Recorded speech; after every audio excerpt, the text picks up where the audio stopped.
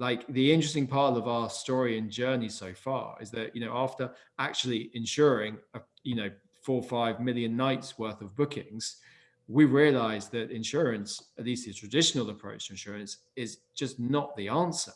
Mm. So, look, let me share something with you that no one who works in insurance wants you to know. Welcome to Slick Talk, the hospitality podcast where we discuss all things hospitality, hotels, and business. You can find us online at slicktalkthepodcast.com and on every podcast listening platform.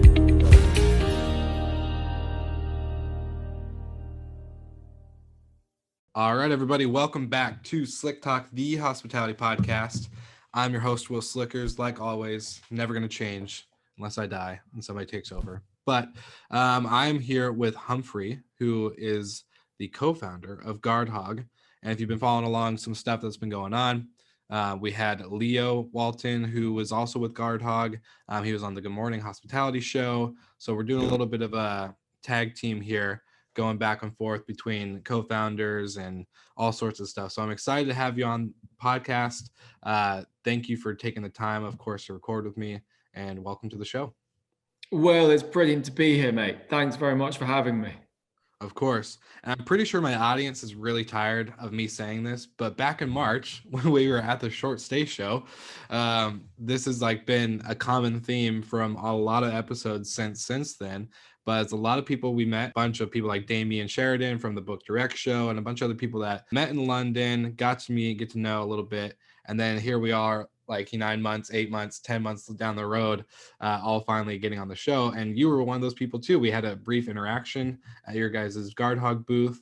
I got to learn a bit about what you guys do. But I think for the audience sake, I would love for you to kind of explain a little bit more about you, since that they didn't get to meet you in London like I did. So you want to know who the real Humphrey Bowles is? I mean, man, that's a pretty deep question to get going with, isn't it? Yeah, exactly. Wow. We're going to start out deep and just keep it going. Nice. Well, look, so I live in the UK, London, and then in the country in Somerset. And yes, I'm a Brit, so I don't know whether that's a good thing or a bad thing for your audience. I'm married to the brilliant, talented, incredibly patient Hattie, and we've got 2 kids, 5 and 1, another on the way. Help me. Oh, And then congratulations. we've also got 2 dogs, 1 cat, and 3 goats. And if you want an insight to our life, we decided we get some goats on a Saturday and we had them on by the Sunday. So life moves pretty fast. What else? So we've been Airbnb superhosts since 2016. And it's totally fair to say that we live, love, breathe, smoke, drink, you name it, this industry. I mean, look, this year in the first lockdown, we converted an old 14th century barn into 2 quirky units. And in the second lockdown, we've literally just completed converting a pig shed into a beautiful little boat hole. So if anyone wants to come and experience having breakfast with goats, you know where to come. And then look, how did I end up here? I guess that's a much more interesting conversation. So I don't know. I kind of want to hear more about the goats and breakfast with goats, but I keep going. I love it. This is great. Hey, look, well, Larry, Barry, and Harry would love to have breakfast with you. Just bring some nuts and carrots and that kind of stuff, and they'll keep you company. Oh, that's awesome.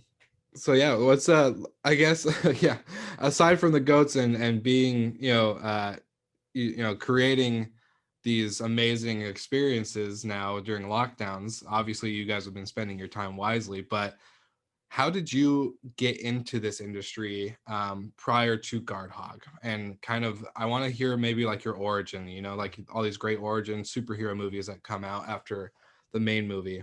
I want to hear a little bit more about yours. Oh, no, then I have to kind of embarrass myself.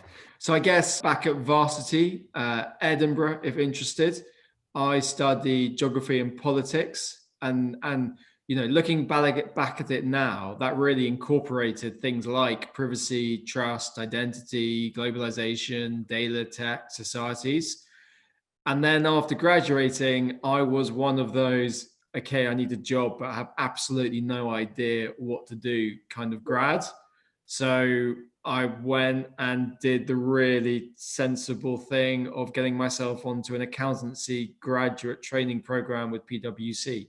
And look, this was during what I think is now called the Great Depression back in 2008. I actually thought that was in the 20s, but no, apparently this is what the 2008 banking crisis is called. Yeah. And look, from my point of view, maybe it really was great, as this was, the catalyst that started this shiny new thing called the sharing economy. Mhm. And I just saw it as a wave that was in its infancy and had the potential to grow enormously. And I just wanted to be a part of it. I was also a really bad accountant, and that was not going to work out as a long-term career. So I saw it as a sector that I wanted to be a part of. And like, look at the ethos and the drive to do stuff better and be less wasteful and greener and healthier and more fun. So without much thought, I stopped being an accountant and joined a tiny OTA and spent 5 years helping grow it. And that was that really. I've been hooked ever since. And then, so with that, you guys, what was like I guess, with being in the OTA world, what did you see that created those moments or the momentum into creating what Guardhog is today? Yeah, I mean, look, great question. I mean, from a guard hog perspective, Yeah. I basically spent 5 years speaking to thousands of hosts, and this was essentially my market research. You know, Mm. speaking to everyone day in day out about joining the short-term rentals market. And there were times, to be completely honest, when it was pretty uncomfortable. Look, I mean, look, the first question every host asks is, how much money can I make? And the Mm. second is, what if something goes wrong? And having a proper answer to that second question is super hard, because Yeah. when having guests staying in your home is looked at as a commercial activity by insurers and is not covered by normal residential insurance policies, it's really difficult to have a proper answer to that question. You Were can't the just shrug it off. were these mostly like hosts, as in like they had second homes and they just were thinking about it, or were these actually like professional property managers that were, having a portfolio? So these were proper hosts, proper Okay. individuals who are wanting to hand over their homes. But Gotcha. it filters through to the property managers as well, because they have Yeah. the same conversations that I was having. Mm. It's you are on the front line of the coal mine here. So Yeah. my job literally was persuading hosts to share their biggest asset. And I knew when I was doing that, I was potentially leaving them really exposed. So How did you cover, like, what was your sales line? What was your pitch to get them like to answer that question of like, if something goes wrong, well, we have this. Like, what was your, like sham wow moment where you're able to sell it? hey, well, I took my dog with me to every meetings and the dog did the selling. I just drank the coffee and kind of had a nice chat. That's Um, awesome. that's true, by the way, as well. No, so like, my trust was that the service that the company provided was brilliant. And, back then in the day, it was best in class. So, it was the fact that we were going to be able to stop stuff going wrong. Mm. But, you know, we weren't always right, Will. Yeah. Mistakes get made, people get tired, people may cut corners. And Yeah. especially when you're, pumping for growth, stuff can get missed. And, that's why I decided that, for the growth of the industry, something had to be done to tackle it. Yeah.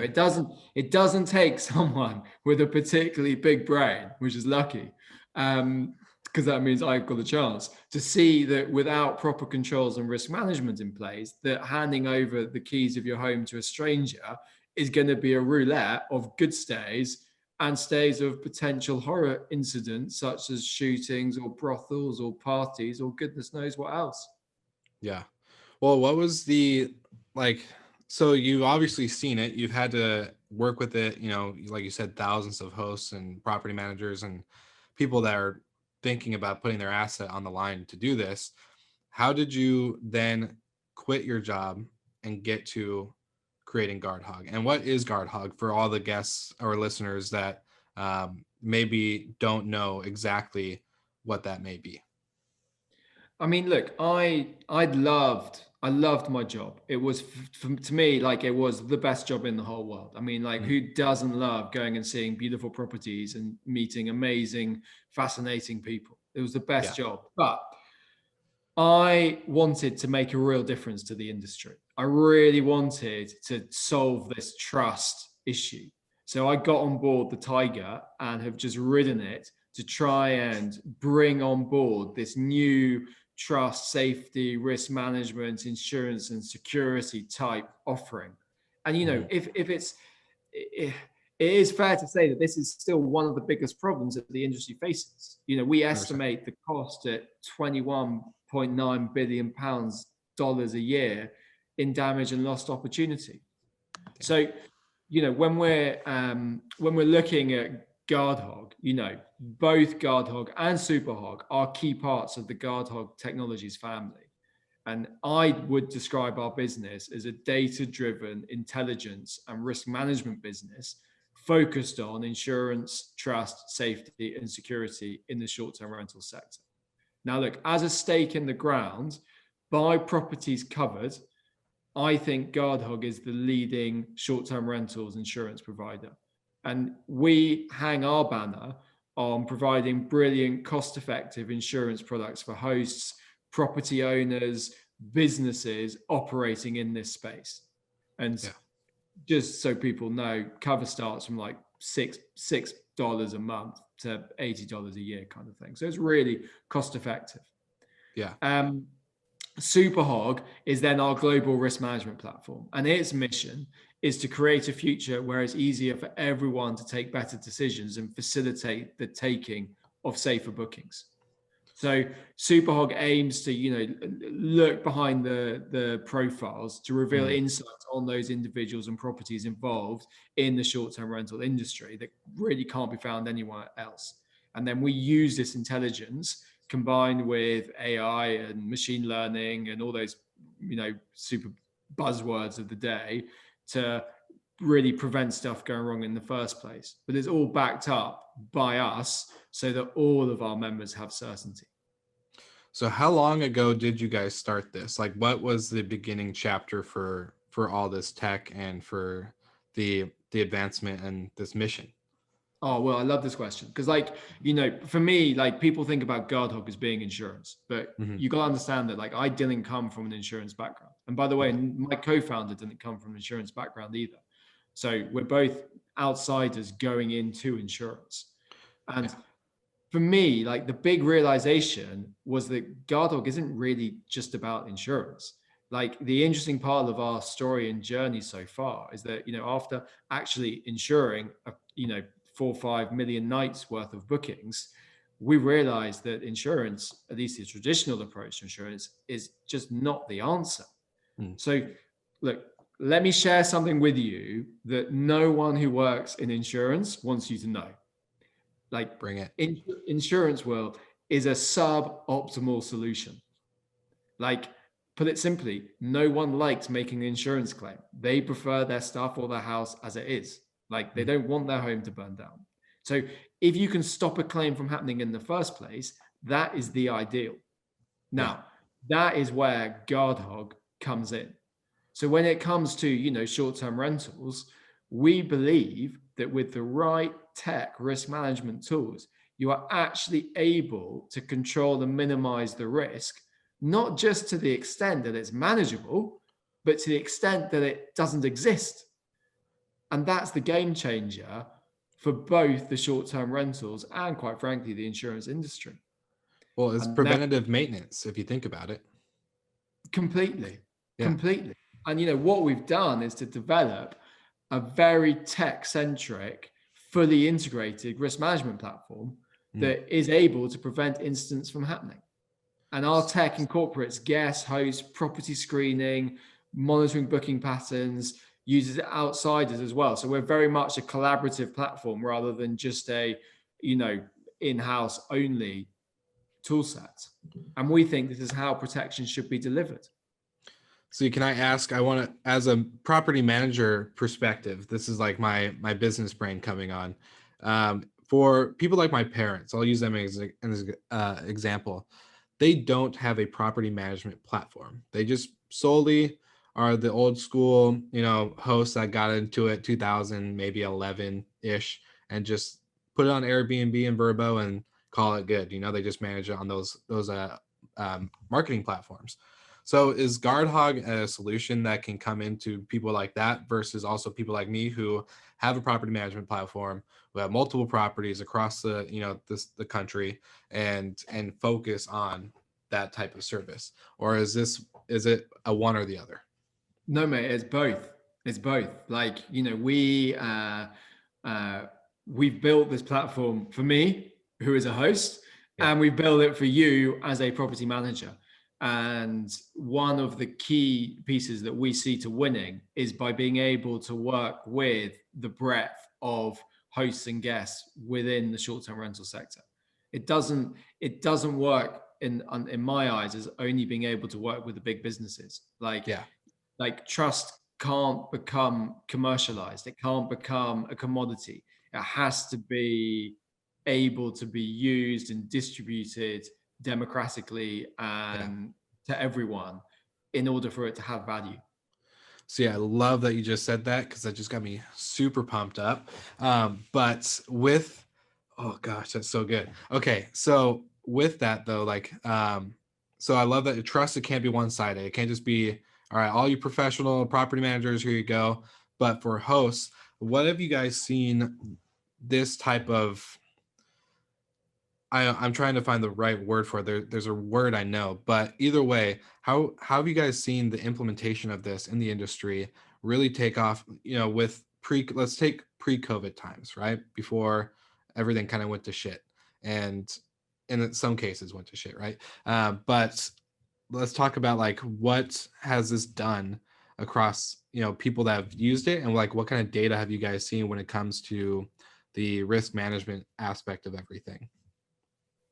I mean, we know that before COVID, we knew what to do. We knew how we were going to do it, but we were really struggling for the time to implement it. So what COVID has given us is time.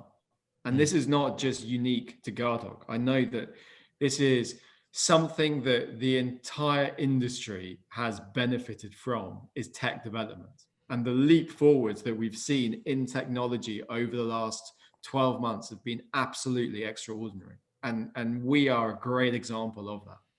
So we've been able to completely work through our user journey, user interface, back-end system in order to deliver a much more seamless product. So whereas before your parents would have had to jump through a few hoops, press a few buttons, do a few clicks, we're talking 3 or 4 clicks. Now the whole thing works seamlessly. Now they get a booking and it automatically pings off to the guest to take them through their check-in. And, we purposely try not to talk too much around screening and that type of thing, because screening is only part of a process. It's much better to talk about knowing your guest, knowing your host, knowing your properties. Much more, it facilitates a much more open conversation and therefore creates more trust if it's a two-way thing. So I think that the big leap forwards we've been able to see are really around that product delivery, service delivery, which enables this not to be a burdensome experience for hosts and guests. And that's the best, when it is a no click, when things happen automatically without you doing anything. Yeah. Well, we've been talking. So I love you bring up a couple of good points, is because I have 2 friends, one that you know of, Michael Golden with NoiseAware. We were talking about how COVID has really sped up the industry. It's the things that were going to happen in, I don't know, 2 years, 3 years, maybe even 4, really happened in these last 12. We were like, holy crap, this has really sped everything up. But then I love that you're talking about the openness and communication between the guests and hosts, and how this is affecting that type of transaction, because transparency, as we've all known, has been lacking, I think, in the industry, whether it's, with hotels, restaurants, vacation rentals, anything in hospitality. I think there's always been a little bit of a transparency lack. And so with that, you guys have now opened up that door and become more transparent and done that. What do you think this is really doing for, I know you kind of mentioned, talking about trust, it just can't be one-sided and it has to be, linear across all in the industry, but what kind of, I guess, effect have you seen the transparency that you guys have pretty much created do? See, well, this might be a controversial opinion, which is probably a great conversation to have. But man, like, I feel like it's a battle between host and guest. I like 100%. it. It is host v guest or guest v host. Like it is Yeah. a pitch battle between. This is not a king size bed. It's only a double. Why have you sold me the wrong thing? Or, I've got, you promised me this, I haven't got that, or you're overcharging me. And the difficulty is that as a host using the vast majority of platforms, you become a slave to those 5-star reviews. Like you will do ridiculous things to get a 5-star review. And that's crazy. And that sucks so much of the joy of having people to stay in your home out of the whole experience. Like it is something I believe passionately. The 5-star reviews are negative for the industry because they are chased, and the chasing takes away the whole value add of home sharing. And I don't yet have the answer for what to replace it with, except that they're not really necessary because it's only the bad reviews that people care about. And if someone's not so bad, they won't be left a review in the first place. So the whole issue gets swept under the carpet. But there's a real impact around not having to do 5-star reviews or go to the efforts and be enslaved to it. And I think that the way that I want to see, the future of the industry is actually where people are much more relaxed about turning up to stay with people because there is independence, because they know that they're not going to stay with a wrong one, that the property is what they're going to expect, that the guests are not going to suddenly turn up with 3 extra, having not asked their host about that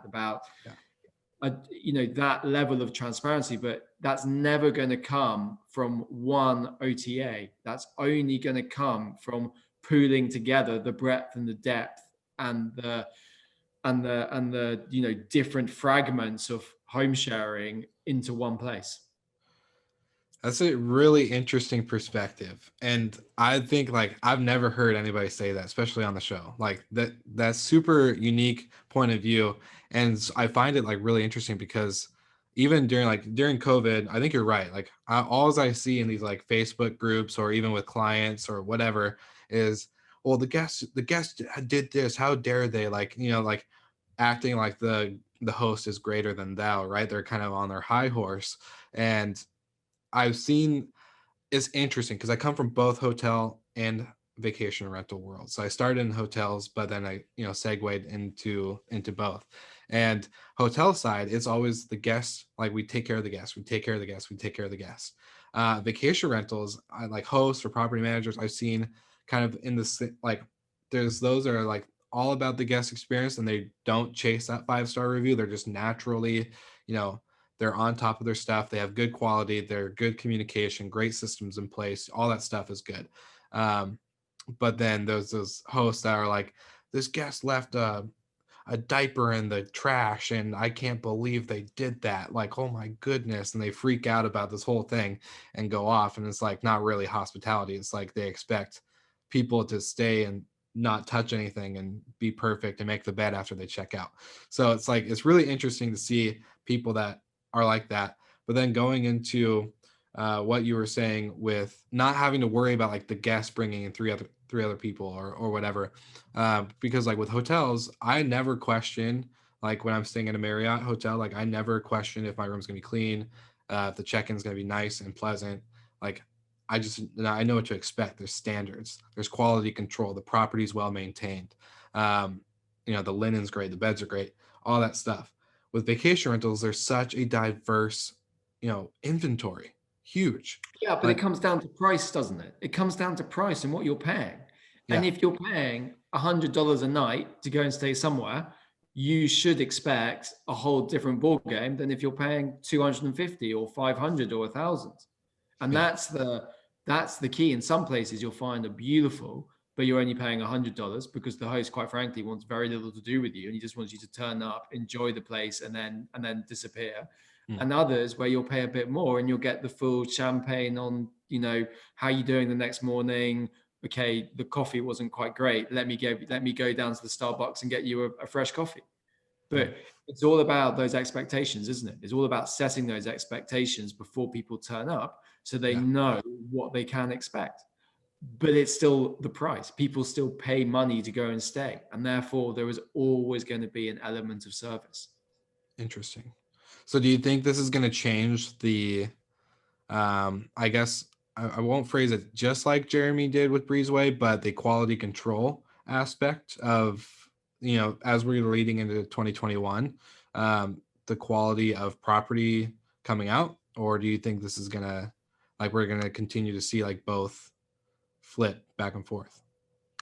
I mean, look, I think our biggest challenge as an industry is actually how we're going to continue to attract new guests, new hosts, better homes, and to encourage more people to kind of cross the threshold and get involved in the industry. And from my perspective, better regulation, better standards, better expectation setting is a hugely positive thing. And having a standardization of what people can expect is positive. But it has to be done independently. It has to be done from a agnostic source. And that's a broad, very broad brush to paint with. And there are plenty of different opinions that need to be taken into account. But ultimately, the very basics, depending on who the guest is, which is a huge unknown, by the way, because some guests are Generation Z who are going to be more and more prominent in this industry, and others are your baby boomers who are pretty tech illiterate and don't get, properties without a key. Sorry, baby boomers, that's probably really unfair. I was using my mum, who definitely would not get that as the example. But the industry is so enormous and spans so many different types of personas that it's just impossible to nail it down to one or the other. So ultimately, the only thing you can do is to try and set in the pre-booking blurb what kind of host you are, what kind of service you provide, and what guests can expect. And then have some sort of moderation, whether it's Breezeway, which are brilliant, by the way, or whatever it might be, independently adjudicating it. Yeah, it's interesting. And I kind of want to bring, you said something about the 5-star reviews. And I don't know why I'm just now thinking of it, but when I'm traveling and I'm booking a vacation rental, during or pre-COVID, I never looked at reviews in the sense of I was really looking for a negative one to find out if there was a constant theme. If not, great, I booked it. But during COVID, when I booked one, I actually was looking at all the reviews that were 5-star for what to expect during this time of COVID. What was open? How did the host manage cleaning? Do you think maybe this will, let's say we get rid of the 5-star, we get rid of star ratings, right? And like you say, how do you think, with the standardization in the industry and professionalism rising, you say it needs to be on the individual, which I 100% agree with. I think as an industry, we need to continue to evolve, but in order to evolve, there's got to be some leading, person or company or, band of people that kind of lead this charge. What would be in replacement of communicating what type of host? The vacation rental is super unique in this aspect from hotel world. I never had to explain what type of hotel we were because they already saw the website. They already saw, the stuff on Booking or Expedia. But with hosts or property management, it's people aren't going into depth. They share a little bit of personal information. Me and my wife and our 3 kids grew up here and raised them and they loved it and blah blah blah blah. And now we turned it to them. Now we're empty nesters, and like they go into depth of their personality and who they are and their life story. Do you think like this is going to continue? Like if we got rid of that 5-star rating, like is that going to be what sells the overall guest on booking? For me, it needs to, like, you can't have a rating. Ratings are what's the right word to use? They're racist. They're all sorts of awful things which don't convey who a person is, because it's all subjective. It's all done based on a third party's experience, which you don't even know if it was real or not. Like fake reviews, they exist. Like, I'm guilty, by the way. I got my co-founder, just so I can say it, like I got my co-founder to book my property first and then leave a review saying he had a great stay, just to say it exists and it worked. And then other people came and booked. Like, that's a fake review. I'm guilty of it, guys. But you can't have a rating system because it's too subjective. It's too arbitrary. It just doesn't mean enough. So what I believe is the answer is a experience-based, yes, we back this individual, or no, we would not back this individual. And then you let the people who are staying with each other make their mind up whether they want to go ahead with the transaction or not. And there is plenty of scope to go and stay with other people in the market. Yeah. And then people are able to make up their minds about whether or not they do want to go or not. And if you take away the rating systems and you simply have a yes, no, then it is a very simplistic but effective way of either demonstrating you are a acceptable member of the community or you're not. Yeah. Oh, that's true. And talking about like building trust, I think that really comes down to it. Like, I trust you because I get to know you and all this other things, right? That lead up to that moment of, yeah, Humphrey, good guy, solid dude. But if you were like kind of scummy when I met you in London, and then also on our like pre-chat and just kind of, being whatever, like then I'd be like, I don't know if I trust this guy telling him any of my business. So long story short, I think that it comes interesting back to the conversation of trust and transparency. But I want to get back.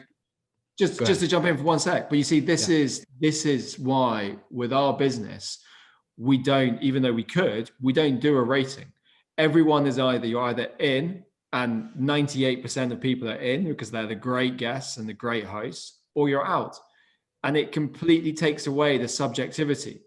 And then we back, up to $1 million, well, more than $1 million. Like, we back all of our members with real cash for their home sharing expertise, for their home sharing experiences. So they can demonstrate their expertise when they're looking to stay. So even though, Hattie might not know, well, even though you don't know my co-founder, Andrew, if you want to go and stay at his home, we can still vouch for you and say, look, we know Will, we know he's great. We know he's going with 5 mates, but he's great. He'll look after everyone. That then opens up the industry to this new range of Bella homes, Bella guests, Bella properties. And that's what we want to do. We want to build confidence. We want to build supply. We want to build demand. But it's done by building a less subjective review system. Well, I love that you just said that, because it really, like, that helps so much, because coming up, like, you're saying all this stuff and then seeing that you implement it into what you guys are doing at Guardhog and it's actually working.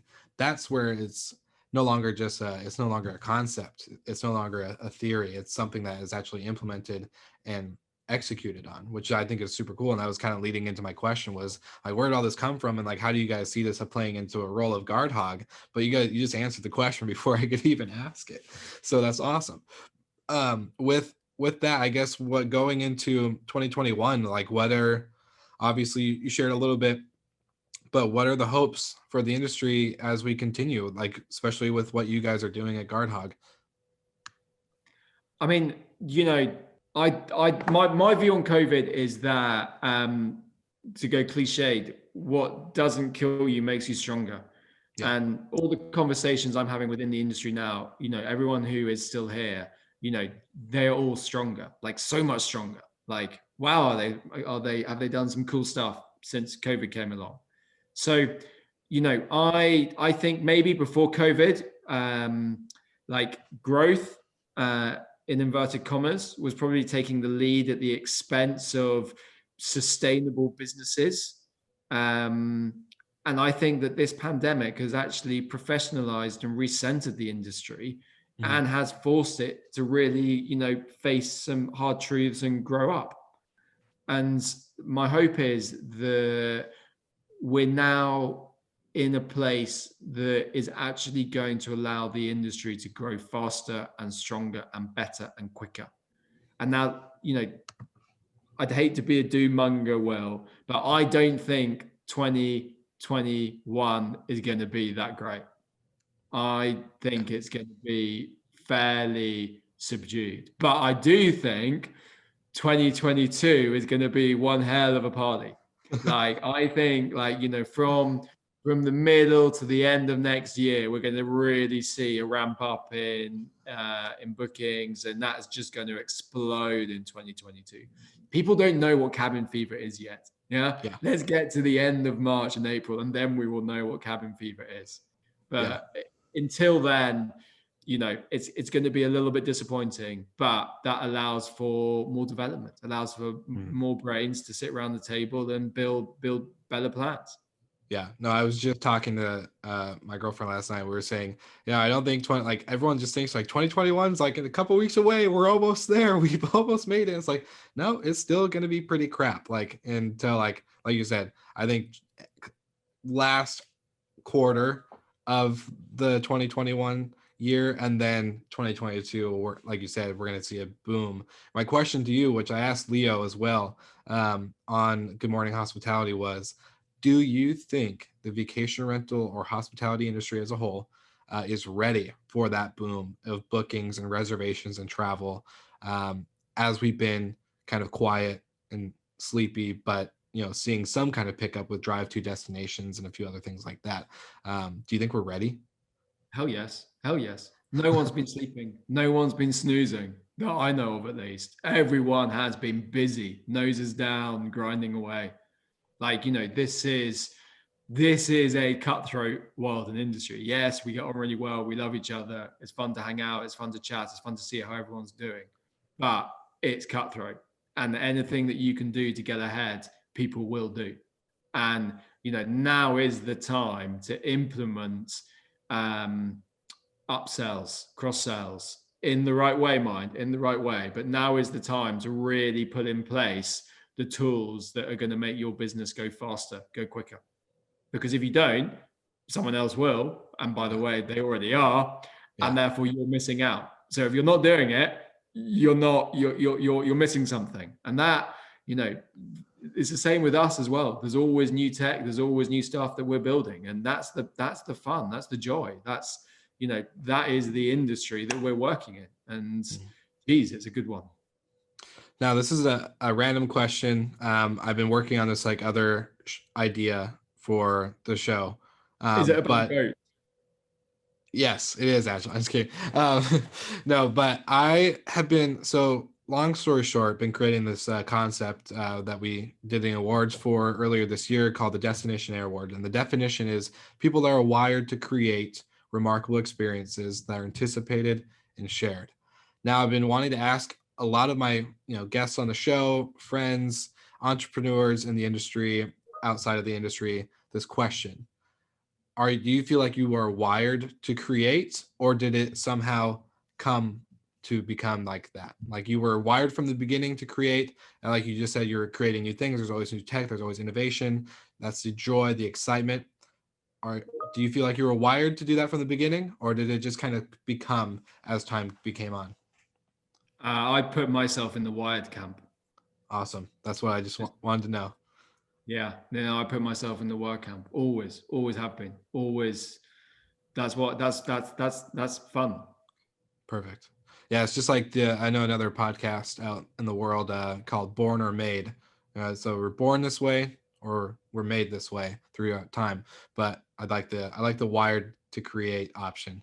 But my last final part of the episode, and we won't take up any more of your time, but want to know, what can we see? What is going on with Guardhog currently that you would love to share with the audience? I think that, we care passionately about this industry, and it is tough times, Will. It is tough times. But, we started a competition, and the competition is tell us why you deserve it. So that's about as hard as it gets. But we really want to help some business. Doesn't have to be in the UK. It is global. Somewhere, an SDR business doesn't have to be property management, but it can be whatever. Just focus on the SDR industry, and we want to help them get through the next 6 months. And the way that we're going to help them get through the next 6 months is there's a £10,000 cash prize to a business, which we're going to give away at the end of quarter 1, quarter 2 next year. And we just love anyone out there who's listening to this, who's going through a hard time, just to go to Guardhog, go to the business boost and take a punt, because you never know, it could be you. And we've got a brilliant guy who's doing the judging for us. So it's not just Guardhog, brilliant guy doing the judging. And we'll do a live reveal at some point, beginning of quarter 2, to let you know who's won it. But that is our way of trying to help the industry grow and accelerate. If the borders open up early, can I come and watch you guys do the announcement with the goats? Well, you'd be delighted to come and stay with the goats. Maybe we can even get the goats on hand to kind of whittle down a random shortlist or so. Maybe we can have a goats winner and an actual winner. No, that'd be perfect. Well, no, I think that's amazing that you guys are doing that for the industry. That's one thing that I admire and fell in love with hospitality as a whole, but specifically the vacation rental world, of the ability to give back and just constantly always looking to do that. So thank you guys for being a part of that.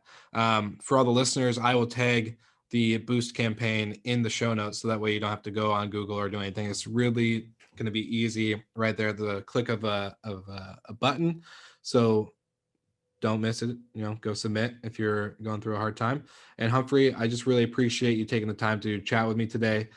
You're a really fascinating guy, so I think it's been really fun. I've had a couple good laughs. I'm looking forward to, when the borders open, to meet you in person once again. And then of course, have a couple, maybe more than a couple drinks once all this is kind of behind us. And yeah, thanks for just being on the show, man. It's been great. Well, I loved it. Thanks for having me, and can't wait to catch up in 2022. I'll see you then. 2 years. Thank you so much for listening. We love your support and want to provide the best we can to all our listeners. So please find us online, social media, and on Spotify, Apple Podcast, and Google Podcast.